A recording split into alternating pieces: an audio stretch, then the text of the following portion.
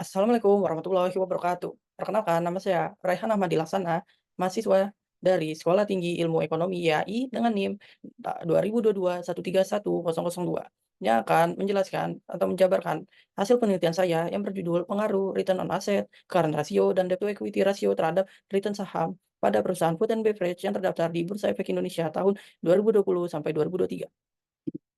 Latar belakang. Pasar modal merupakan bagian terpenting dari sistem perekonomian Indonesia. Pasar modal membantu mempertahankan investor dengan memungkinkan mereka untuk memperdagangkan sekuiditas jangka panjang.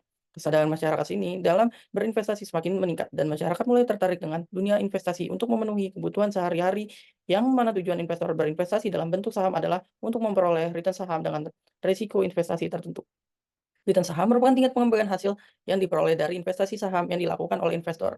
Beberapa faktor mempengaruhi return saham yaitu rasio probabilitas yang diproyeksikan dengan return on asset, rasio likuiditas yang diproyeksikan dengan current ratio, dan rasio solvabilitas atau leverage yang diproyeksikan dengan debt to equity ratio. Perusahaan food and beverage merupakan suatu bidang perusahaan yang terus mengalami peningkatan pesat sampai sekarang, dan perusahaan ini mempunyai kontribusi yang cenderung penting dalam tumbuhnya perekonomian Indonesia. Rumusan masalah. Satu, apakah return on asset berpengaruh terhadap return saham? 2, apakah current ratio berpengaruh terhadap return saham? 3, apakah debt to equity ratio berpengaruh terhadap return saham? 4, apakah return on asset, current ratio, dan debt to equity ratio secara simultan berpengaruh terhadap return saham? Tujuan investasi untuk 1, untuk mengetahui pengaruh return on asset terhadap return saham. 2, untuk mengetahui pengaruh current ratio terhadap return saham. 3, untuk mengetahui pengaruh debt to equity ratio terhadap return saham. 4, untuk mengetahui pengaruh simultan return asset, current ratio, dan debt to equity ratio terhadap return saham. Landasan teori. Teori sinyal adalah skala yang digunakan untuk memberi petunjuk pada investor tentang cara melihat prospek perusahaan di masa yang akan datang. Saham merupakan surat berharga yang menunjukkan kepemilikan seseorang atau badan terhadap suatu perusahaan. Lalu ada rasio keuangan, ada 3, yaitu 1, rasio probabilitas diproyeksikan return on asset. Rasio yang digunakan perusahaan untuk menilai tingkat laba bersih terhadap total aset dengan rumus ROA sama dengan net income dibagi total aset. 2, rasio likuiditas diproyeksikan current ratio. Rasio yang digunakan untuk mengukur kemampuan perusahaan dalam memenuhi kewajiban jangka pendek yang jatuh tempo dengan total aset lancar yang tersedia. Dengan rumus CR sama dengan current asset dibagi current liabilities. Ketiga, rasio leverage diproyeksikan debt to equity ratio. Rasio yang digunakan untuk menilai utang dengan ekuitas. Dengan rumus DER sama dengan debt dibagi equity. Return saham. Tingkat keuntungan yang dinikmati oleh pemodal atas suatu investasi yang dilakukan. Dengan rumus return saham sama dengan harga saham tahun ini dikurang harga saham tahun lalu dibagi harga saham tahun lalu. Pasar modal. Tempat memperdagangkan berbagai instrumen keuangan jangka panjang yang bisa diperjualbelikan, misal saham.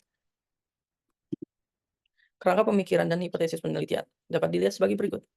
Hipotesis pertama, return on asset berpengaruh positif terhadap return saham. Hipotesis kedua, current ratio berpengaruh positif terhadap return saham. Hipotesis ketiga, debt to equity ratio berpengaruh positif terhadap return saham. Hipotesis keempat, return on asset, current ratio, dan debt to equity ratio secara simultan berpengaruh terhadap return saham. Metode penelitian terdiri dari metode penelitian. Metode penelitian yang digunakan adalah metode kuantitatif. Yang kedua, operasional variabel.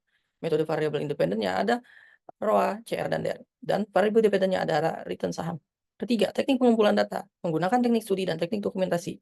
Lalu yang keempat ada teknik analisis, yaitu terdiri dari statistik deskriptif, uji regresi data panel, penentuan model estimasi data panel, uji asumsi klasik, dan uji hipotesis.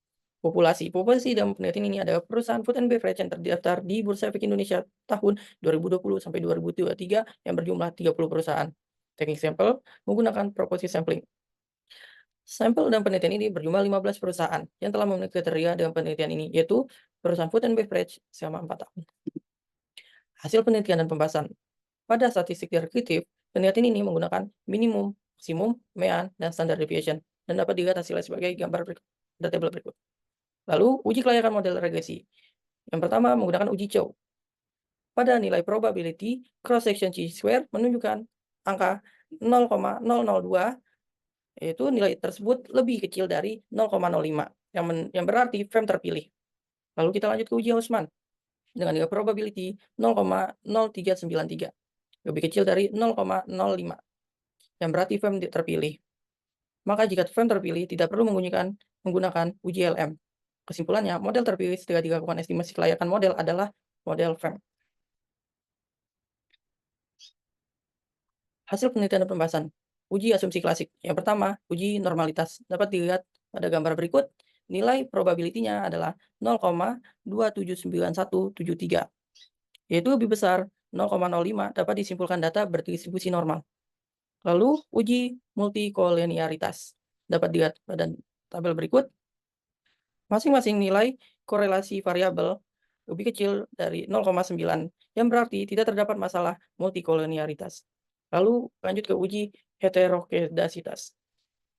Pada nilai probability chi-square menunjukkan 0,2761, yang berarti tidak terjadi masalah heterokedasitas. Lalu kita lanjut ke uji hipotesis, yaitu ada uji T, uji F, uji koefisien determinasi berganda. Pada uji T, nilai probabilitas ρA menunjukkan 0,0000, nilai probabilitas CR 0,2087, probabilitas DER menunjukkan 0,9427, yang kita akan bahas di slide berikutnya. Lalu uji F menunjukkan probabilitas 0,000092, lalu uji koefisien determinasi berganda, nilai adjust R square menunjukkan 0,474264.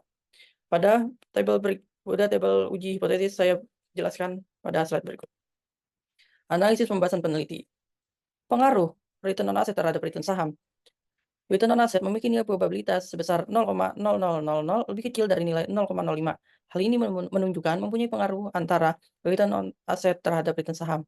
Penelitian ini dapat didukung dengan penelitian terdahulu seperti penelitian dari Nihlu Putu, Swasti Gayatri, dan Nimade Sunarsi pada tahun 2020, dan Pretmi Nursastuti 2022 yang menyatakan ROA berpengaruh terhadap return saham.